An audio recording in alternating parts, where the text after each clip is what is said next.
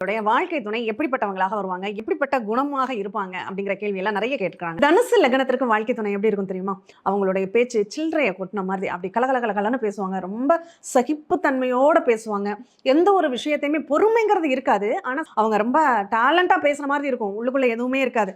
ஆனா கோபம்ங்கிறது இருக்காது. அவங்களுடைய ஆதங்கத்தை தனுசு லக்னத்தின் வாழ்க்கை துணை பேசுனாங்கன்னா அவங்களுக்கு கண்ணுல தண்ணி வந்துடும். அந்த மாதிரி இவ்வளவு ஒரு அமைதியா பொறுமையா ஒருத்தங்க பேச முடியுமா அப்படிங்கிற மாதிரி எதிர்பார்க்கக்கூடிய அளவுக்கு அவங்களுடைய பேச்சு இருக்கும்.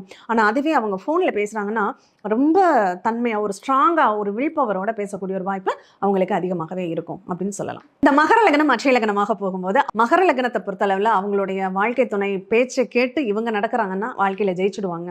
ஏன்னா இவங்க பேசுறதை விட அவங்க பேசினா ஒரு நல்ல ஒரு வாய்ப்புகள் அப்படிங்கிறது இவங்களுக்கு தேடி வரும் அப்படின்னு சொல்லலாம். ஃபோனில் பேசுகிறாங்க அப்படின்னா ரொம்ப ஒரு அறிவார்த்தமாக ரொம்ப பேசுவாங்க. ஒரு ரொம்ப ஸ்பெஷலாக நேரில் பார்க்கும்போது உத்தரவு போடுறதா இருக்கும். ஆனால் ஃபோனில் பேசும்போது அப்படி இருக்காது.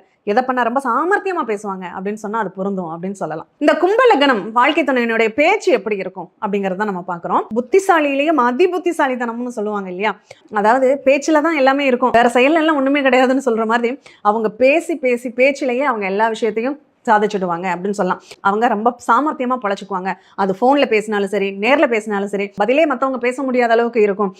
ஜாலியா பேசக்கூடிய ஒரு தன்மைகளும் அவங்களுக்கு அதிகமாகவே இருக்கும் அப்படின்னு சொல்லலாம். மீன லக்னத்தினுடைய வாழ்க்கை துணையினுடைய பேச்சு ரொம்ப ஸ்வீட்டா இருக்கும்.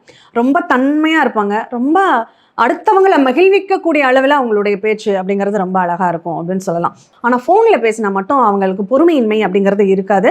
அது ரொம்ப சகிப்புத்தன்மையும் குறைஞ்சிடும். ஃபோனில் பேசினா கொஞ்சம் அவங்க கரடு முரடாக பேசுவதற்கான வாய்ப்புகள் அதிகம் உண்டு அப்படின்னு சொல்லலாம்.